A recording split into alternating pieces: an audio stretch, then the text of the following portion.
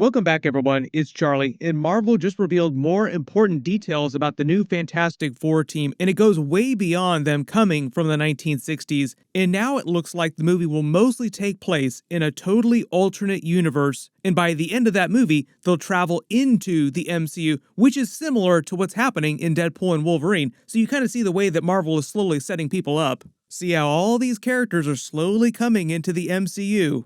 But them doing this with the Fantastic Four also changes everything we thought about Galactus' origin story, Silver Surfer, even Doctor Doom coming to the MCU, so we'll break it all down. If you're brand new to the channel, be sure to subscribe to get all the videos. There's a bunch of big stuff coming up. We should get a new Deadpool and Wolverine trailer pretty soon, which will explain more about the actual plot of that movie and why he goes from the original X-Men universe to the MCU.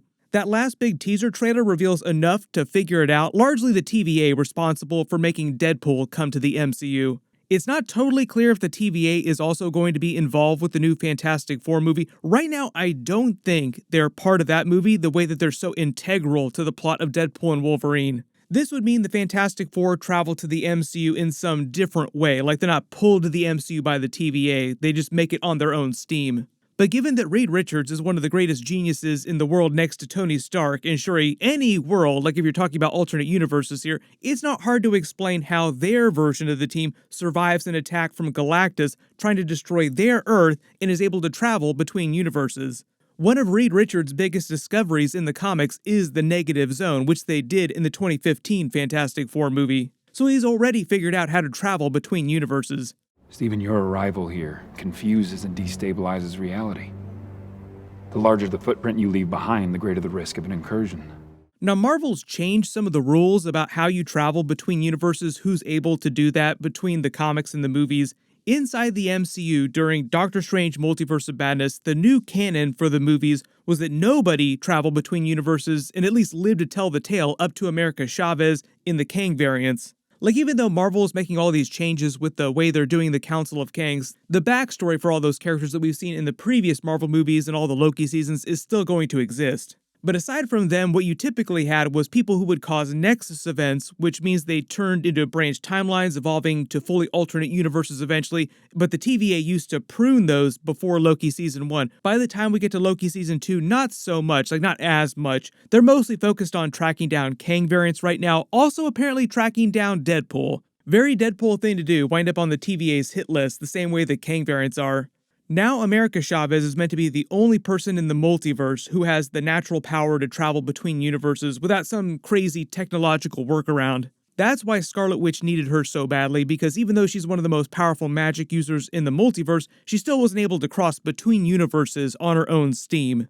John Krasinski's Reed Richards had already figured out how the multiverse works and to travel between universes, but because he was so worried about causing incursions, it sounded like he tried to avoid doing that as much as possible. In fact, he got kind of upset when Doctor Strange traveled between universes. An incursion occurs when the boundary between two universes erodes, and they collide, destroying one or both entirely.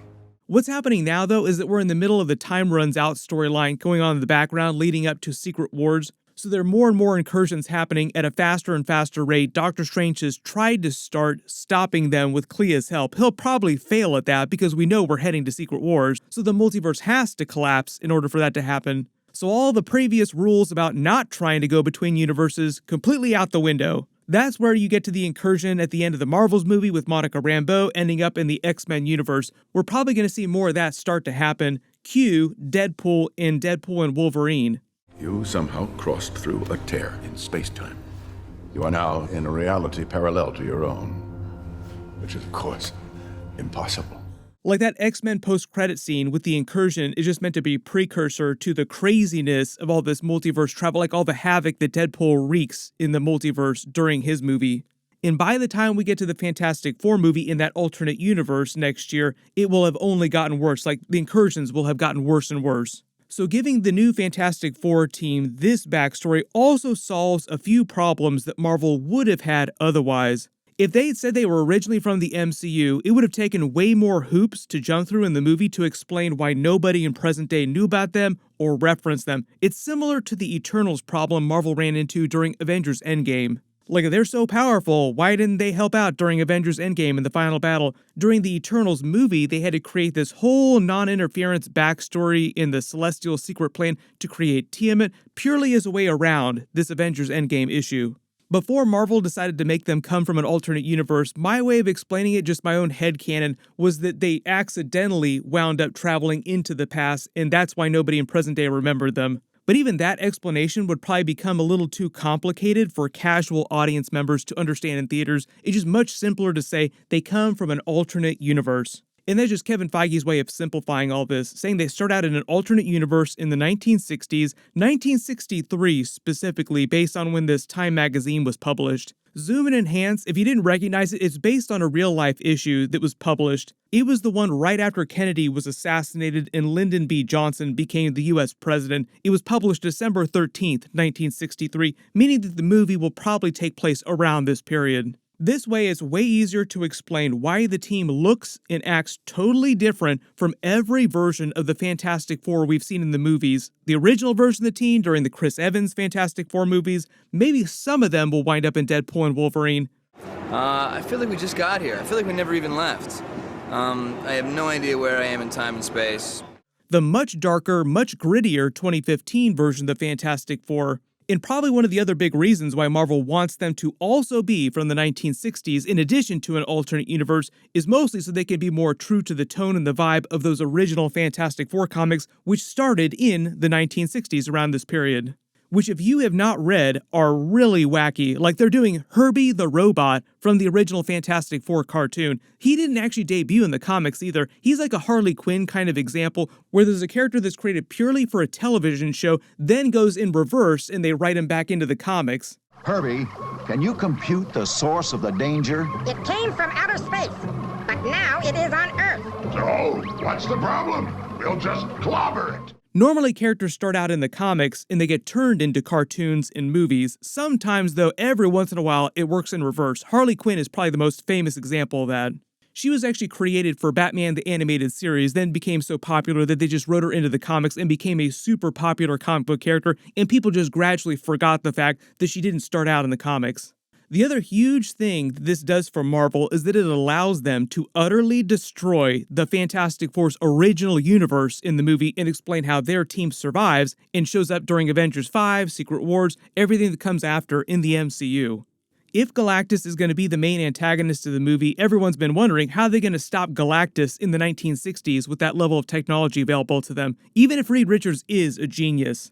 Here's the thing, what if they don't stop him? And what if, in trying to stop him, they wind up also causing an incursion like we saw at the end of the Marvels movie, and their only way to survive the destruction of their entire universe is to travel into the MCU? Or maybe it is like the end of the Marvels movie and they just wind up in the MCU on accident. Like I said, in the comics, there's the negative zone. They travel between universes all the time.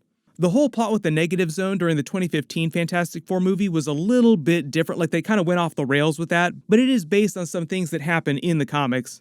A lot of people are also asking about them doing Annihilus in the movies too. Annihilus comes from the negative zone. He was almost in Guardians of the Galaxy 3, but then James Gunn changed some of the origin story for Rocket Raccoon. His original idea was that Annihilus would have been the person who created Rocket Raccoon. I think that he was correct to make the change and turn it into High Evolutionary being Rocket's creator. It would have been weird if Annihilus was the person who created him.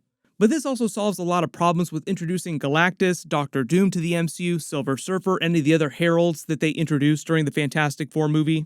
There have been a lot of Doctor Doom references and Easter eggs in previous Marvel movies, like Doctor Strange Multiverse of Madness, also a really good example of this. Originally, he was actually going to be a member of the Illuminati, but it would have been a version of Julian McMahon's Doctor Doom from the original Fantastic Four movies from an alternate universe, like the 838 version of his Doctor Doom, with the actor coming back.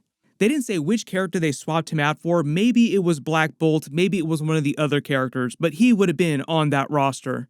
And had they gone with that version of the movie, this is like a pretty early version of the movie, he would have been the person to create the Ultron bots instead of that universe's version of Tony Stark, like the superior Iron Man from that universe, making the Ultron bots more of an Easter egg for the Doom bots. But also when they were doing commentary for that movie, they also talked about some of the Doctor Doom Easter eggs.